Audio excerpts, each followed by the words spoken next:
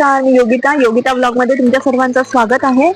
तर चला, मी काल तुम्हाला माझ्या घरासमोरची काही झाडं दाखवलेली, फुलझाडं दाखवलेली, आणि आता आपण पुढे कंटिन्यू करूया का अजून कोणकोणती झाडं मी लावलेली आहेत। तर सध्या मी झाडांना पाणी घालतेय आणि काल दाखवलेलं हे तुम्हाला लिलीचं झाड, हे स्वस्तिकचं झाड। तर त्यांना एक दिवस आड करून मी शिपणं करते। शिपणं म्हणजेच पाणी घालणं झाडांना। तसंच मी इथे ही लिली लावलेली आहे, वॉटर लिली। ही दाखवलेली ती फुलातली लिली, ही आहे वॉटर लिली। तर हा सगळा कचरा पडलाय, साफसफाई केली तर तो उचलायचा आहे मला। तसंच हे आहे तुळशी वृंदावन, तुम्ही बघू शकताय। तर ह्या तुळशीमध्ये मी हे निरंजन ठेवण्यासाठी हे ठेवलेलं आहे, नवीनच आणलंय। त्याला काय म्हणतात मला माहित नाही, तर तुम्हाला माहित असेल तर मला कमेंट मध्ये नक्की सांगा। तर हे अशी तुळशी लावलेली आहे आणि हे आमचं तुळशी वृंदावन आहे। ओके, तर मी तुम्हाला तसंच मी आता औदुंबराचं झाड दाखवते। इथे आहे, हे बघा किती मोठं झालंय औदुंबराचं झाड। जवळजवळ हे पण खूप मोठं आहे, 10 वर्ष तरी झाली असतील या झाडाला, आणि या झाडाला फळं सुद्धा आलेली आहेत। तर या झाडाचं विशेष म्हणजे काही वर्षापूर्वी आम्ही त्याच्या फांद्या तोडलेल्या आणि ते झाड अक्षरशः पाजरायला लागलेलं, जणू काही एखादं झाड रडतंय असं वाटत होतं। सो त्यावेळेला मी स्वामींच्या केंद्रात जाऊन स्वामी सेवा घेतली का बाबा मी 11 माळी जप करीन 11 दिवस, आणि त्याच्यानंतर ह्याचं जे पाणी वाहत होतं, गळत होतं, ते अक्षरशः थांबलं। सो ह्या असे काही या झाडाची स्टोरी आहे। कारण का झाड पत्र्यावरती बघा खूप चढलेलं आहे, आणि तेव्हा पण ते खूप पत्र्यावर गेलेलं, म्हणून मी ते तोडलेलं। पण आमच्याकडून ती मोठी चूकच झालेली, तोडलं ते पण नाही। आता आम्ही हे तोडत नाही। तर चला, मग तुम्हाला अजून पुढची झाडं दाखवते मी। काय मगाशी मी तिकडे गेले पाणी घालायला, आता ह्या झाडाला कंटिन्यू करते पाणी घालायचं। ऊन खूप पडतं त्यामुळे पाणी खूप सुकून जातं, म्हणून पाणी घालावं लागतं रोजचं। म्हणजे आमच्या इथे थंडी पडते तरी पण आम्हाला पाणी घालावं लागतं। जशी थंडी पडते तसं ऊन पण भरपूर आहे। तर हे असं काहीसं माझं संध्याकाळचं रुटीन आहे, डेली रुटीनचा ब्लॉग मी म्हणते, पण हे संध्याकाळचं वेळ माझा हा असाच जातो झाडांना पाणी वगैरे घालण्यात, आणि मला हे करायला खूप आवडतं। इकडे तिकडे जाऊन गप्पा मारण्यापेक्षा मला असं वाटतं काय हे काम कधी पण चांगलं। आता ही कटिंग केली आहे, हे थोडीशी साफसफाई आहे। तर एकट्याने काय मला झेपत नाही, तो माणसं घेणार आहे कामाला आणि हे सगळी साफसफाई करून घेणार आहे। पहिले सगळं करायची मी एकटी, आता हाताला थोडी खाज येते, मातीची ॲलर्जी असल्यामुळे, तरी पण मी करते। झाडं वगैरे लावायचं काम करते मी, पण तरी पण मी कामाला माणसं घेणार आहे। ओके, तर तुम्हाला मी समोरच्या पुढची झाडांचा नंतर दाखवते, सुरुवात आता फक्त मागची झाडं दाखवते। चला,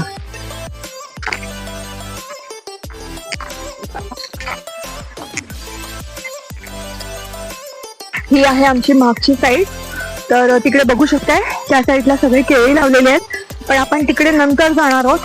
तर ह्या माडापासून सुरुवात करूया। हे माड सुद्धा 13-14 वर्षापूर्वीचे आहेत, त्यांना नारळ यायला लागलेत, आणि आत्ताच काही दिवसापूर्वी मी आणि आदित्यने टोमॅटो लावलेत। टोमॅटो एक लावलेला, तर ते टोमॅटो पण रुजून आलेले आहेत, बघू शकताय। टोमॅटो घरचाच होता एक, म्हणजे आपण भाजी आणतो त्याच्यात, तो खराब झालेला होता।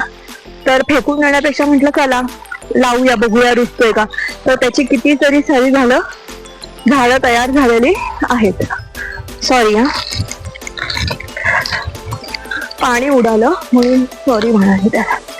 ओके, हा त्याच्या पुढचा नारळ आहे, ह्याला काही नारळ वगैरे आले नाहीयेत, आणि नारळाची अपेक्षा पण करू शकत नाही। खाली बघताय ना, हे सगळे दगड आहेत, म्हणजे अख्ख्या जागेत दगड आहेत, आणि तरी पण हौशे खातीर ही झाडं लावलेली आहेत सगळी।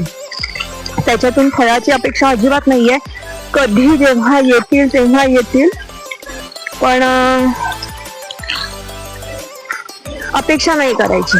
बस बघ पाणी घालायचं एवढंच आहे. आता का झाड सगळीकडे तोडत चाललेले आहेत, ऑक्सिजनचं प्रमाण फार कमी झालेलं आहे. तर ही झाडं लावून हा एकच उद्देश आहे का कमीत कमी पर्यावरणाचं संवर्धन करणं, हा एकच आता उद्देश राहिलेला आहे.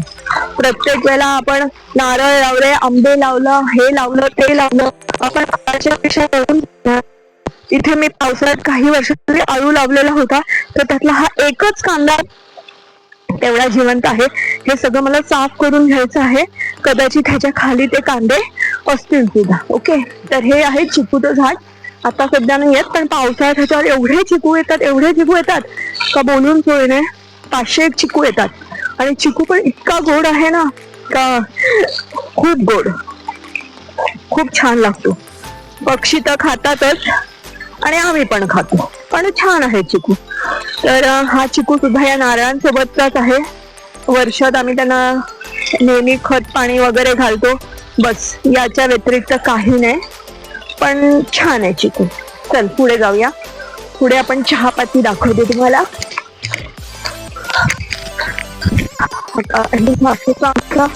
मागची साईड आहे, मागचा परिसर आहे, ही आहे चहापत्ती. ही आहे चहापत्ती. चहापत्ती काही आम्ही चहात टाकून पित नाही, पण आवड म्हणून फक्त ही लावलेली आहे. आदित्यला अजिबात चहापत्ती आवडत नाही, सो मी काही चहात ती टाकत नाही. तर हा बघा, हा एक नारळ आहे. ह्या नारळाला अगदी भरपूर नारळ आलेले आहेत. तर हा पण जवळजवळ 14 वर्ष झाली त्या नारळाला, आणि भरपूर नारळ येतात. अगदी आम्ही खाऊ शकतो. आम्ही 3 माणसं, तर आम्ही किती खाणार नारळ, पण येतात. पण ते काय जेव्हा कधी पडतील तेव्हा त्याचा आम्हाला उपयोग, नाहीतर विकतच आणावे लागतात नारळ.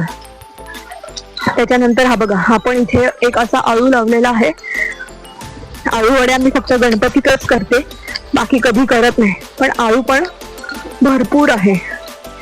असं काही नाही की करायचं नाही वगैरे, पण खाणारे पण पाहिजेत ना. तेवढं खायला नसेल कोणतं करून काय फायदा, म्हणून मी ते काही करत नाही. ओके, तर हे झालं अळू. आता हे बघा, ही केळी ही जवळजवळ मी फक्त एक 3-4 वर्षापूर्वी 5-6 केळी लावली होती. 5 ते 6. त्या 5 ते 6 केळ्यांची जवळजवळ 50-60 केळी झालेली आहेत, तुम्ही बघू शकताय. आणि काही वर्षापूर्वी तर मी ही केळी विकायची सुद्धा, आणि त्याच्यातली खूप सारी केळी काढून आम्ही लोकांना वाटली, कारण ह्या तुमच्या घरी नेऊन लावा ती केळी, असं केलेलं आहे. मी पण दुसरीकडून आणली आणि मी नंतर एवढी केळी झाल्यावर मग मी दुसऱ्यांना सुद्धा ती केळी वाटली. तर ही काही अशा प्रकारची केळी आहेत. केळ्यांची साईज सुद्धा खूप मोठी आहे आणि चवीला पण खूप गोड आहे. तर ही झाली मागची साईड.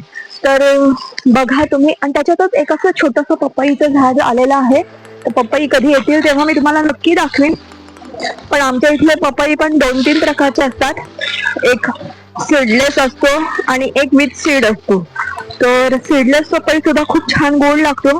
तर त्या टाईपचा पपई जर आला तर मी तुम्हाला नक्की सांगेन. तर चला, तर मी हा ब्लॉग इथेच एंड करते. हा ब्लॉग तुम्हाला कसा वाटला आता कमेंट करून मला नक्की सांगा. चॅनलला लाईक करा, शेअर करा आणि सबस्क्राईब करायला विसरू नका. थँक्यू.